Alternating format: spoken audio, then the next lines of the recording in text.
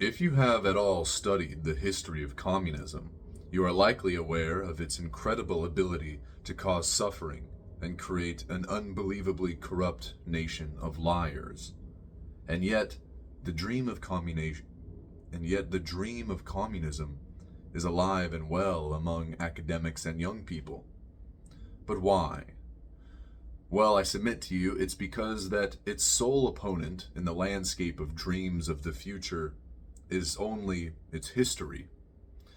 It is vital that we compete by generating opposing visions of the future, ones that would actually be good for us and inspiring enough for us to work toward it as a civilization. The first thing to establish is that the idea of communism is fundamentally about what people will have, which, if you ponder for a moment, is a natural response to a culture whose sole value is wealth, which, to a large degree, ours in the US has become. Instead of this shallow vision of how much stuff we will have, we should instead try to envision the kind of people we will be. If, as a people, we can value hard work enough, if we can have prudence, the right measure of patience and urgency, if we can be in a continual search for wisdom, then we won't need to worry about having enough stuff, both in terms of having the industriousness to produce plentiful goods, and in terms of having the wisdom to know what we do not need. This dream requires that diasporous people, like you and me, strive first to become as wise and competent as possible. But that is not enough on its own. We must also make great work in increasing the wisdom and competence of our neighbors. It is vital that this is done with our friends and family, and then simultaneously on a higher level like schools and businesses. Just imagine if businesses competed not only on wages, but also in their ability to increase the skills, competence, and wisdom of their employees. Our schools in the US assuredly could be far better as well. We could be teaching Socratic dialogue so as to teach through actual practice how to properly communicate, learn humility, and seek wisdom. I suspect that it would be a worthwhile use of teaching hours to teach children precisely why it's important to learn math, science, literature, philosophy, and how to write. This is vitally important because if a person does not know why they are studying something, they will have as little motivation as they have reason to do it.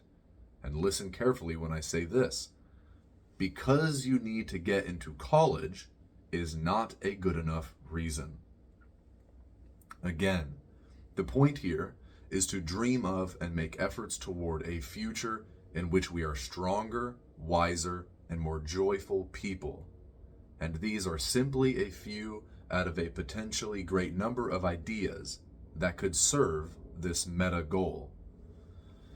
However, we should also try to make real dreams that excite and thrill us, as if we were children, like building a civilization on Mars, cities underwater, faster than light travel, or hoverboards.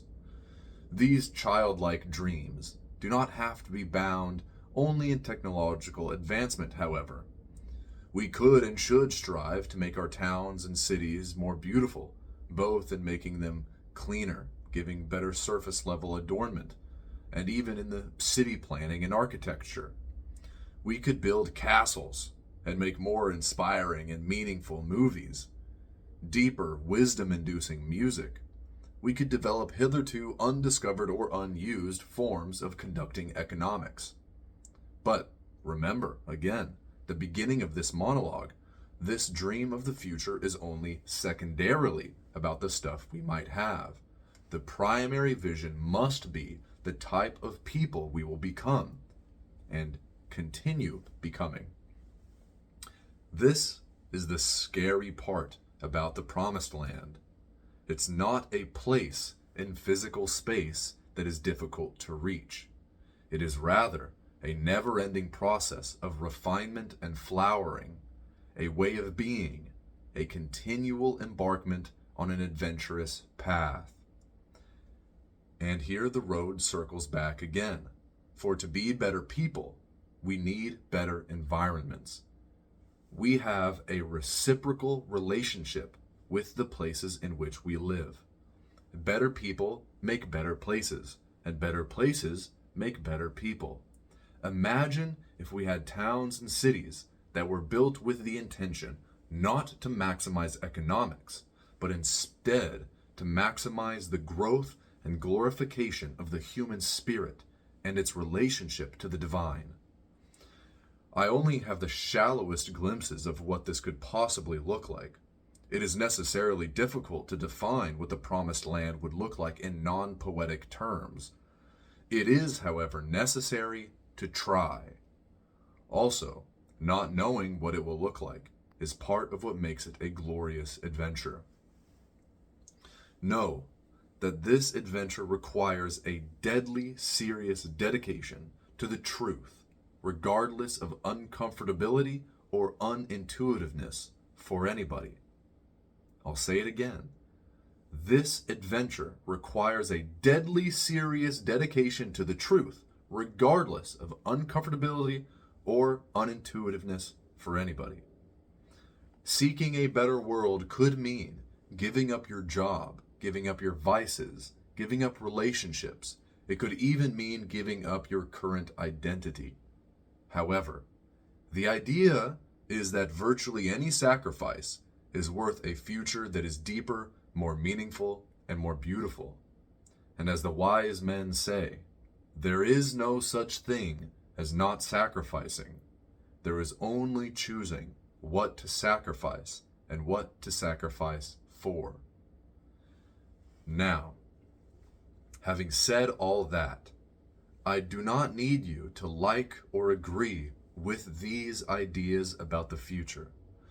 You could think of all of them as foolish and dangerous, but the fact remains, if you do not like the communist, otherwise dystopian, apocalyptic, or mere anti-visions, you must offer an alternative.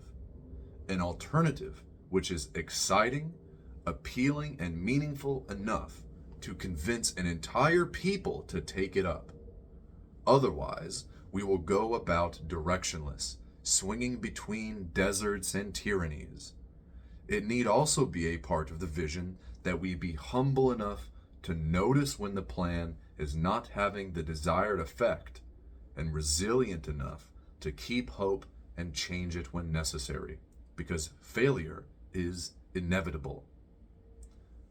But here at the end, there might be a wonderful secret, and that is, if you're having the conversation, you're already on the path.